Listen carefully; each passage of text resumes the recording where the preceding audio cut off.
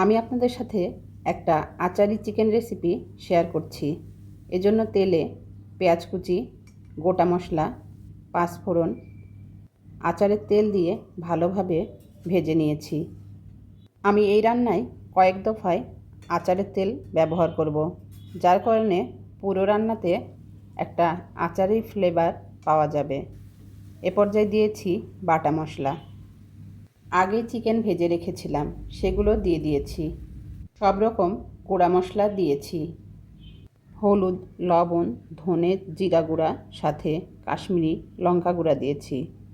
সব উপকরণ ভালোভাবে কষিয়ে নিয়েছি। আগে যখন মাংসটা ভেজে নিয়েছিলাম তখনও কাশ্মীরি লঙ্কা গুঁড়া দিয়েছিলাম, যার কারণে মাংসের কালারটা সুন্দর এসেছে। আরেক চুলায় সবজি ভাজি করে নিচ্ছি। এ পর্যায়ে দিয়েছি টমেটো কেচাপ। সয়া সস দিতে চেয়েছিলাম, কিন্তু দেখি এটা ডেট নেই, দেওয়া হলো না। দিলে আরও ভালো লাগতো। দিয়েছি চিলি সস। এ পর্যায়ে কিছুটা আচারের তেল দিয়েছি। সামান্য পানি দিয়ে ভালোভাবে কষিয়ে নিয়েছি। ঢেকে কিছুক্ষণ রান্না করেছি।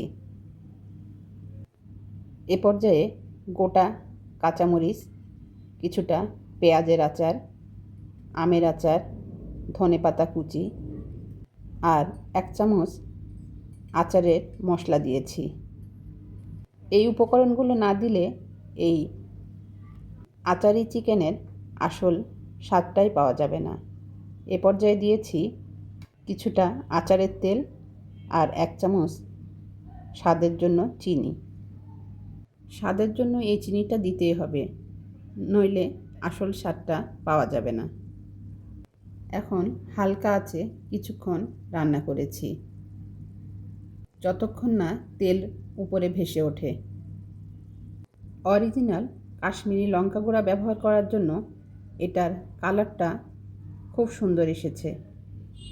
আচারি চিকেনে আচারের পরিমাণটা খুব বেশি দেওয়া যাবে না, 1 টুকরো দিলেই চলবে। দেখতে যতটা সুন্দর হয়েছে, খেতেও অসাধারণ ছিল। এই আচারি চিকেন রুটি, পরোটা, সাদা ভাত, পোলাও, খিচুড়ি সব কিছু দিয়েই ভালো লাগে। আপনারাও এভাবে ট্রাই করে দেখতে পারেন। তো আজকে বিদায় নিতে হচ্ছে। আবার দেখা হবে নতুন কোনো দিন, নতুন কোনো রান্না নিয়ে। সে পর্যন্ত সবাই ভালো থাকবেন আর নিজের যত্ন নেবেন।